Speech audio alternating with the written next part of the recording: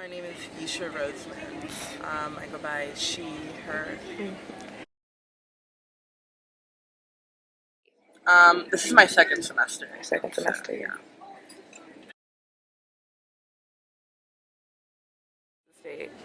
My first experience was pretty positive. It's how I met you, Jasmine, through PAC, the Pan African Action Committee. Okay. So that was all positive, really, and it kind of opened my eyes that there's always kind of a community, no matter where you go, of like Black people that want to like advance our own agendas for Black people as a whole. So that was pretty dope. Yeah. You lived. Yeah, so before this I lived in Austin and I was working with a lot of organizations, just like all off campus. I had my own brand, which is Prototyp Film, and that's specifically showcasing Black women that are artists and activists.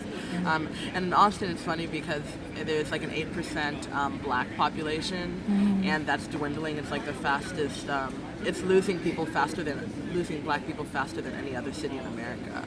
So whenever I started off Prototyp Film, it was already hard to find Black people, but it was even harder to find just Black women, and even more so hard to find Black women that were activists. But they were there. Like once you found them, you just unlocked it, and then there's just like a whole bunch of Black women here that are just like doing a whole bunch of stuff.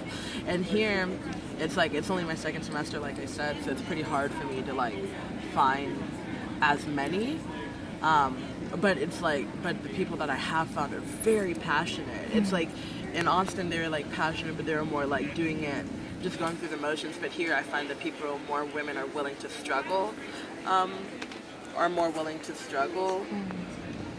to do whatever we got to do. So I think that's the biggest difference. Is just like the struggle and the commitment here that has to be taken into place whenever you're in like a university, in a small university town, as opposed to like a big kind of liberal nirvana of the South. So. Okay. Yeah, so MLNHEAL is kind of a joke, kind of like melanin and then millennial. Okay. So it's really just, yeah. No, a lot of people are like, melanin. I'm like, yeah, that's my thing.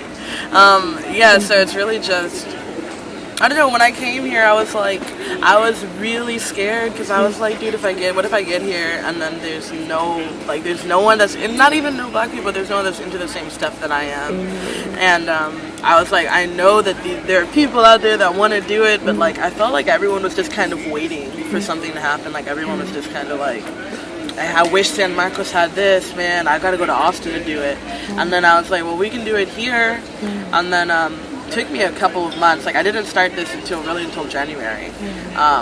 Because I remember in December I got really sad. Like, because I'm used to always like doing a whole bunch of stuff.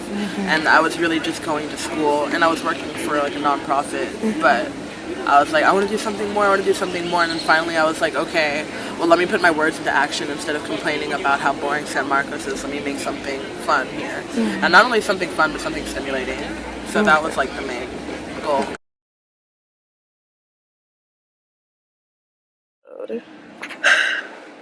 I don't know. Okay, so like for the Women's March, I'm very much so about activism. But I mean, I think a lot of people were there. I saw you there at Angela Davis's speech, where she said, sometimes diversity is just different. Wait, it's just diverse without a difference. She said something along those lines. But really what I saw with the Women's March is that people are very quick to jump into feminism, but not always so much so with like the intersectionalities that go along with it, where it's always just like, it seemed like I saw a whole bunch of white women get really excited, and it was like, what about all the times that Black women have called for us, or Black women have called for Black men, for us to like protest for Black men, or for us to protest for our children, and you don't see that much of a reaction. But it seemed like once we started talking about like white women issues, everyone was like, hell yeah, like this Trump is here, I don't want my rights to be infringed upon. And it was just overnight, and it was just, to me, it was just really disheartening. Because I was just like, man, so like the only time we're ever gonna get anything done is if it's something that helps y'all. So I wasn't really, I mean, I was happy that people were doing something, but It wasn't something that I was just like, wow, this is amazing, like the world is really gonna change. Like, no. But now, I mean, one thing positive that did come out of that, but more so out of Trump's presidency, is just that everybody, well, more people that I know are more willing to speak about the things that we've tiptoed around. So that's something that I found really, really moving. And even if it's not, even if it is just, you know, women's rights, it's still like opening the door for women's rights allows us to speak on other topics like intersectionality, which a lot of people that are gung-ho about women's rights don't even know about. So that's the good thing, I guess. I've got two things. If you don't have the space, then create it. So if you see something that you don't like and you're like, man, I wish someone would do it, you have to be that person. And then even if you're not strong at the beginning, you know, maybe you'll connect with the people that are stronger and you can just start that space. Because it isn't about you. It's about the community. And my second thing is finding something that you're good at. It doesn't matter like what you're good at. I mean, you could be good at cooking, you could be good at dancing, but do what you do radically. So do what you do with intention. I think a lot of people there's the whole, so many chiefs and too little Indians is something very common.